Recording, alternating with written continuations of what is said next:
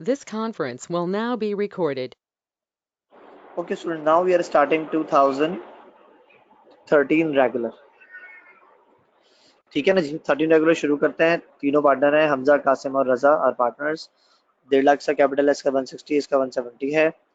Commission मिला हमजा को 50,000 per annum है। Salary to Qasim 7,000 per month है। इंटरेस्ट ऑन कैपिटल है, इसके बाद फिर 10% पर एनम, और फिर उसके बाद है बैलेंस डिवाइडेड डिस्ट्रीब्यूशन इक्वली है। नेट इनकम हुई 135,000। इनकम डिस्ट्रीब्यूशन समरी बनानी है और जनरल बनानी है। ठीक है ना भाई।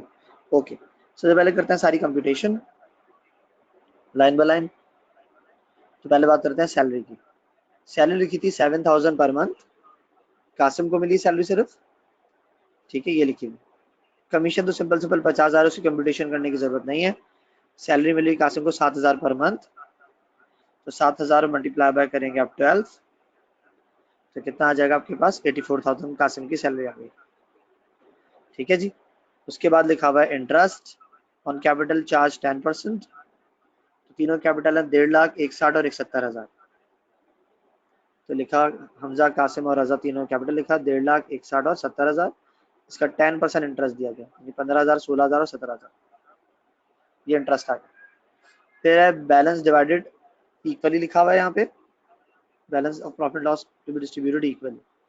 ठीक है, तो ओके, पहले देखते हैं बैलेंस कैसे डिस्ट्रीब्यूट करना है, उसके बाद फिर यहाँ डिस्ट्रीब्यूट करके बताऊंगा मैं आपको 47 कहाँ से आया। पहले हमने बनाना शुरू करा इनकम डिस्ट्रीब्यूशन समरी। पहले लिखा हमने यहाँ पे नेट प्रॉफिट यानी फॉर द पीरियड एंडेड दिसंबर 31,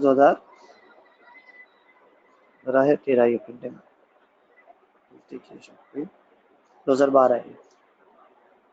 ठीक है ना जी, ये है 2012। ओके जी, तीनों नाम लिखा, हमजा, कासिम और रजा का नाम लिखा। नेट प्रॉफिट लिखा 135। पहली बात थी कमीशन मिला हमजा को 50,000, यहाँ 50,000 लिखा और यहाँ से 50,000 माइनस हो जाएगा। फिर सैलरी मिली किसको, कासिम को, कितनी मिली 84,000, तो सैलरी आ जाएगी 84,000। ठीक है, यहाँ कासिम के पास ऐड होगी और कंपनी के पास से लेस हो जाएगी। ठीक है, फिर इंटरेस्ट मिला 15,000, 16,000 और 17,000। 15, 16, 17,000 इंटरेस्ट आ गया, यहाँ लिख दिया 15, 16 और 17 इंटरेस्ट, 48 माइनस हो जाएगा। 135 में से तीनों को माइनस करा तो कंपनी माइनस में चलेगी 47,000। ये 47,000 तीनों में इक्वली डिस्ट्रीब्यूट करेंगे। तीन पार्टनर है, 1:1 का रेशियो बनेगा, यानी 1/3, 1/3, 1/3। 15,667, 15,667 और एक को 15,666 लिख दिया। फिर बैलेंस डिवाइडेड इक्वली डिस्ट्रीब्यूट कर दिया ये। ठीक है ना। अब जो प्लस हो रहे हैं पॉजिटिव में, दोनों को प्लस करके और इन तीनों को माइनस करेंगे, आंसर आएगा निल। इसने 17 कमाए, 15,666 का लॉस हुआ, 1,334 बचा इसको। इसने 84 और 16 इसको मिले और 15 माइनस करे, 84,000 इसको प्रॉफिट हुआ। 50 और 15 इसको मिले थे और 15 इसको लॉस हुआ, तो 49,333 इसका बैलेंस आ गया टोटल। अब रिक्वायर्ड है एंट्री सेकंड।